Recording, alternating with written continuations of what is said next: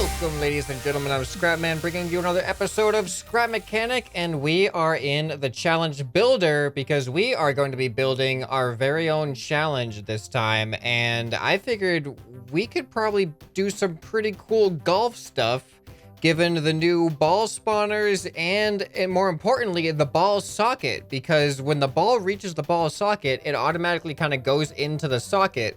So I figured that would make a really cool mechanism for golf challenges where you have to hit the ball into the socket somehow.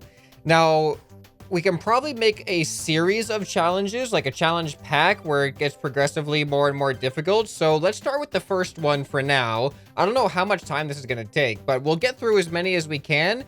And if you guys like where we go, then maybe we can do follow-up episodes where we add challenges to the challenge pack. So let me know what you guys think down in the comments as we do this. So let's start off by building a super basic, like level 1, just a level 1 golf challenge where you just gotta hit the ball into the socket and there's nothing fancy going on. And now there's a couple of things about this that I was just thinking too, is we can make it so that you could use your hammer, or we can make it so that you have to build a golf vehicle, but there are some costs and benefits to that. If you have to build a golf vehicle, every single time you start a new challenge, you have to rebuild it from scratch. Whereas if you use a hammer, it's not really about building a golf mechanism, it's more just about getting it through the course, which actually could be a challenge in and of itself if we build the course challenging enough. I don't really know how I want to do it yet. I'm going to start with the hammer for level 1 because I feel like that's the easiest. So let's start building and just see where things go. All right, so we are just going to be starting super basic here. So the player's going to spawn in here, and I've never used a challenge starter block, so I'm not 100% positive how they work.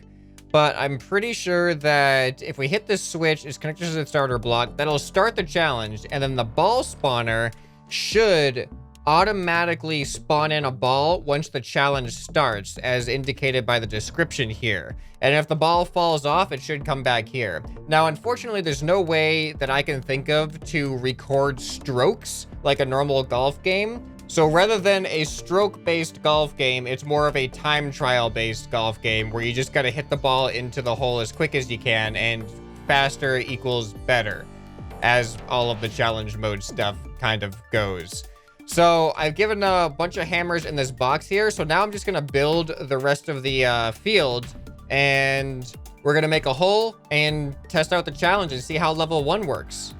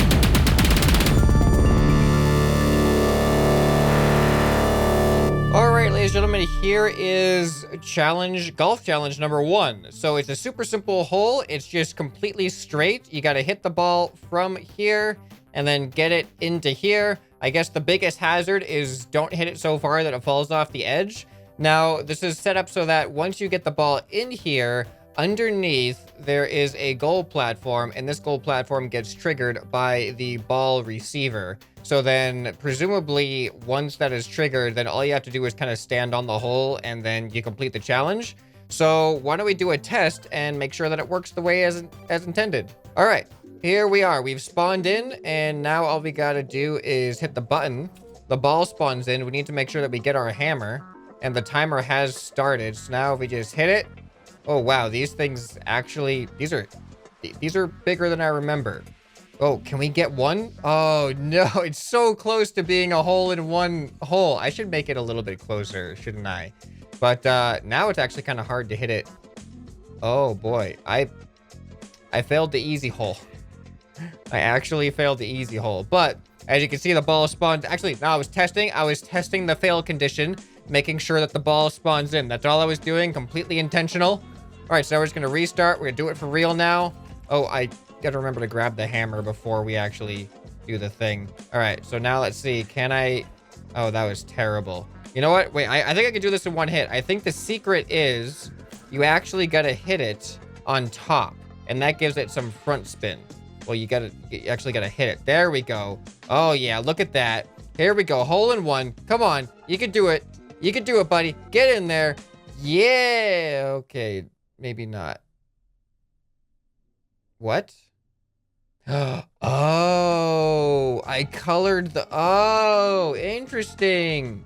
I colored the ball receiver green, which means I think it only receives green balls. So I should color it white, and then, because the inside of a golf hole is white anyway, and then we could just cover the ball white so it's more like a golf ball. All right, good to know. I'm glad we tested it. Go ahead and start and go. All right, come on, hole in one. You can do it. You can do it. Hole in one. There we go. And, oh, okay, that was weird. I don't know why it took so long for us to get the win after the thing activated. But oh well, it worked. Finish. Okay, so I think we have hole one. So I guess it's time to move on to hole two then, which has to be slightly more complicated. So I think it's going to be relatively simple, but we're just going to put, rather than it being a straight shot, we're going to put like an angle or something in there. It's going to be like mini golf, basically. All right, so I'm in the middle of building the next hole, hole number 2. So you can kind of see right now what's starting to take shape here. It's going to kind of be a bit of an S-bend. So this is going to require at least a few hits, unlike the first hole, which we've confirmed is possible with a hole-in-one. Now, I've actually done myself a big favor, and I have saved on a lift the starting area, so it's just going to be the same for every single part, but also I have saved the ending hole as well. It's also hooked up to the finish zone, so I don't have to like keep redoing that. So we should be able to take this and just weld it to the middle here. I hope I can find a middle. Is that the middle? That might be the middle. Yeah, I think that's the middle. Now we could just go ahead and close this in, and we should have hole number 2. We just gotta paint it up, make it look nice. I'll add some angle bumpers as well to make it even better, and then we'll see how it looks. All right, we are ready for testing. So let's go ahead and get our hammer out of here. We're gonna turn on the challenge and let her rip. All right, so we're off to a grueling start. Oh no. Actually, it might be kind of hard if, oh, you might be at risk of falling off depending on the angles that your ball gets on the wall here.